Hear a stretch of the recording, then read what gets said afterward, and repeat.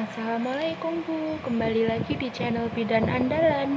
Hari ini saya akan sedikit sharing materi tentang metode KB.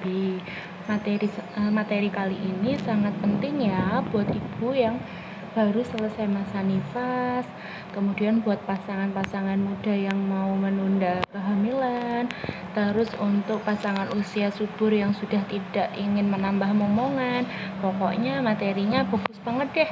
Nanti akan saya jelaskan tentang jenis-jenisnya, efek sampingnya, merek-mereknya, dan juga kelebihan dan kekurangannya. Jadi disimak ya ibu-ibu. Mari kita bahas satu persatu dulu ya. Mulai dari mana dulu nih enaknya ya? Dari jangka panjang atau yang apa nih? Kita mulai dari metode KB yang jangka panjang dulu ya. Kalau di sini biasanya Bu Bidan menggunakan metode KB jangka panjang itu ada beberapa pilihan jenisnya. Yang pertama, IUD atau yang biasa disebut dengan spiral. Di sini ada dua contohnya. Ini yang merek andalan, yang ini Koperté dari BKKBN dari pemerintah. Sebenarnya dua-duanya ini sama, yang membedakan itu cuma merek sama benangnya sih. Kalau yang ini benangnya itu rada kaku, jadi kayak rada kasar gitu, agak kasar ya. Kalau yang dari andalan ini cukup bagus ya Bu.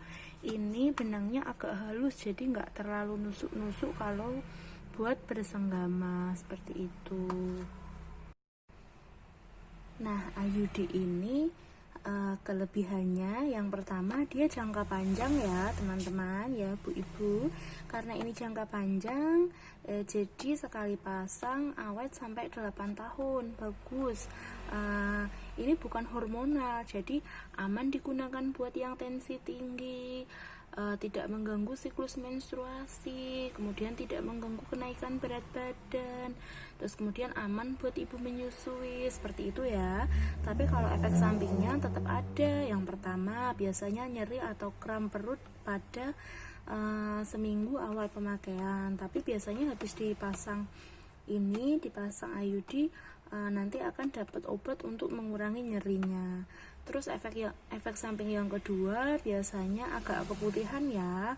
Oh ya, IUD ini tidak boleh dipasang untuk ibu yang menderita radang panggul, karena nanti akan semakin memperparah radang panggulnya.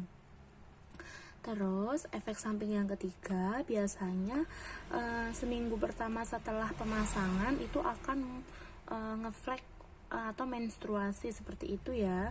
Jadi tidak apa-apa misal kok habis pasang kok mens atau kok ngeluarin darah, itu karena memang efek pemakaiannya ini, jadi tidak apa-apa. Terus oh ya, karena ini kan cuma alat ya, dipasang di rahim, jadi nih nanti akan dianjurkan untuk cek secara berkala. Cara ngeceknya juga mudah, jadi tinggal jongkok, jari yang terpanjang dimasukin ke jalan lahir, nanti akan teraba benangnya seperti itu. Kemudian metode jangka panjang yang selanjutnya adalah implan. Ini kita pakainya susuk ke implan yang 3 tahunan yang 2 batang ya. Ini pemakaiannya juga mudah, efek sampingnya ini hampir sama seperti KB suntik 3 bulan sih. Jadi kalau pakai suntik yang 3 bulan kok ngeflek lama ya sama gitu, karena ini hormon.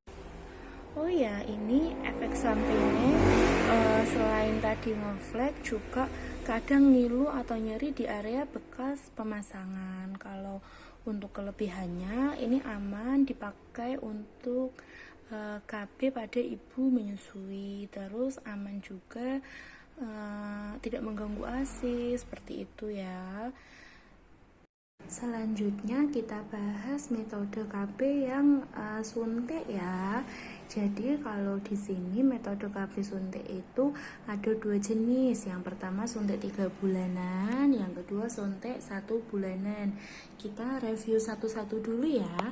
Yang ini tiga-tiganya ini adalah suntik yang 3 bulanan. Kenapa ada 3 jenis? Iya, yang ini mereknya BKKBN atau obat dari BKKBN dari pemerintah. Sebenarnya hormonnya sama sih antara yang ini, kemudian yang ini sama yang ini merek Triclofen itu semuanya sama hormonnya. Yang membedakan itu cuma merek sama volumenya saja ya. Ini yang dari PKKBN ini hormonnya ini medroxyprogesterone asetat 150 mg isinya 3 mili. Karena ini 3 mili ya, nih banyak banget ya. Jadinya kalau disuntik biasanya rodok terasa kemeng atau jarum seperti itu. Terus yang ini mereknya andalan. Ini merek andalan. Nah, kalau merek andalan ini nih sama ya hormonnya nih. Medroxyprogesterone asetat 150 mg isinya 1 mili. Nah, jadi kalau yang ini isinya 3 mili, ini isinya cuma 1 mili. Jadi sedikit. Cuma ini rodok pekat, agak pekat ya, teman-teman. Jadi nah agak pekat memang masih terasa agak jarum gitu. Terus yang ini mereknya Triclofen. Ini isinya juga sama hormonnya, medroxyprogesterone asetat 150 mg isinya juga 1 mili. Ini tapi agak encer ya, nih agak encer nih, bagus, agak encer jadi nggak terlalu sakit. Ya, di sini karena ini beda merek ya, ini tiga-tiganya kan mereknya beda. Ini BKKBN, ini andalan, yang ini Triclofen. Terus tiga-tiganya ini harganya juga beda-beda ya. Oh ya, kalau yang ini kebanyakan gratis ya, karena ini memang dari pemerintah, gratis untuk yang punya BPJS atau yang di puskesmas seperti itu. Ini kita dapetnya dari puskesmas juga. Terus untuk efek sampingnya ya, oh ya lupa efek sampingnya. Yang pertama itu dia mempercepat kerja usus. Jadi kalau kerja ususnya cepat akan cepat lapar. Kalau cepat lapar kok makme banyak atau ngemil terus ya, nanti terjadi kenaikan berat badan lebih cepat seperti itu ya. Dari tiga-tiganya efek sampingnya sama itu. Terus efek samping yang kedua, mereka bertiga ini akan mengacaukan siklus menstruasi. Jadi kalau siklus menstruasinya kacau, bisa aja nggak mens, bisa aja mens terus, bisa aja ngeflag aja seperti itu. Biasanya itu terjadi pada 2 atau 3 kali penyuntikan seperti itu ya teman-teman. Ibu monggo dipertimbangkan. Cuma ini kelebihannya, dia aman buat ibu menyusui. Jadi kalau untuk ibu menyusui yang hanya ASI eksklusif, full ASI eksklusif, sebaiknya menggunakan yang ini saja karena ASINya masih tetap lancar seperti itu ya. Tapi misal kok risih, oh ini kok ngeflag terus gitu, nah nanti ganti yang sebulan aja dengan catatan si bayi sudah usia lebih dari 6 bulan. Karena kalau udah 6 bulan kan dia sudah tidak ASI eksklusif ya, sudah dapat MPASI, dapat susu formula seperti itu. Jadi ganti yang sebulanan boleh, karena yang sebulanan ini di sini ada beberapa pilihan yang sebulanan. Yang pertama ini mereknya Harmonis nih ya, isinya nih hormonnya ya kan 50 mg tiap mili. Nah ini sama isinya, ini juga mereknya andalan nih, isinya sama 1 bulan, ini setengah mili juga. Yang ini juga sama ya toh, hormonnya sama, ini isinya juga setengah mili. Nah tiga-tiganya ini KB suntik yang 1 bulan, efek sampingnya sama. Yang pertama dia lebih stabil ya, jadi untuk menstruasi bisa insya Allah bisa mens setiap bulan. Terus kemudian dia tidak mempercepat kerja usus. Cuma kelemahannya dia mengganggu ASI. Jadi misal kok masih menyusui terus kemudian pakai ini, produksi ASINya itu berkurang. Jadi kasihan bayinya kalau masih ASI eksklusif. Lebih baik yang 3 bulan. Nanti kalau sudah tidak ASI eksklusif, ganti yang 1 bulan. Seperti itu ya. Nah metode KB yang selanjutnya adalah pil. Yang ini namanya pil kombinasi ya. Pil kombinasi ini mengandung hormon namanya estrogen dan progestin. Kemudian cara minumnya ini tuh diminum sehari sekali, jadi sesuai petunjuk arahnya ini. Oh ya, yang bagian paling atas yang paling beda. Nah, ini yang besar-besar ini hanya diminum ketika menstruasi ya. Kelebihan dari pil ini efektif dan mudah. Jadi efektif, misal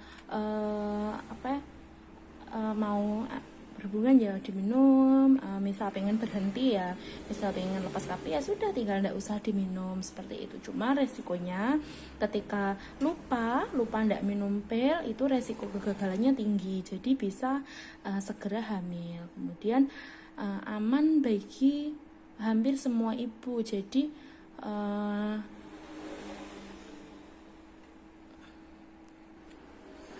aman bagi semua ibu itu maksudnya pil ini bekerja menghentikan ovulasi, kemudian pil ini diserap ke dalam darah, jadi tidak terakumulasi di lambung, kemudian jarang terjadi komplikasi serius termasuk serangan jantung, stroke, dan varises. Kemudian dia juga membantu mengurangi perdarahan menstruasi dan juga kram, membantu mengurangi anemia juga karena ada beberapa pil yang ada kandungan Fe atau zat besinya. Terus kemudian perempuan kan biasanya mengalami efek samping pada awal itu kayak mual atau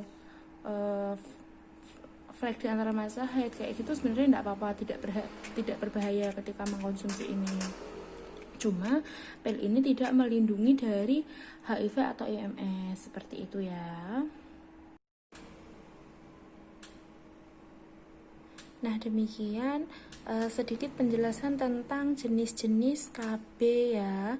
Tadi kan baru dijelaskan tentang kelebihan dan kekurangan saja, cuma kan belum dijelaskan tentang oh iya untuk kondisi seperti ini bolehnya KB apa, seperti itu kan belum ya. Misal untuk yang riwayat sakit apa, terus kemudian tensi tinggi dan lain-lainnya kan belum dijelaskan secara detail. Nah, tunggu video selanjutnya ya Bu. Assalamualaikum. Jangan lupa subscribe dan like channel Bidan Andalan. Terima kasih.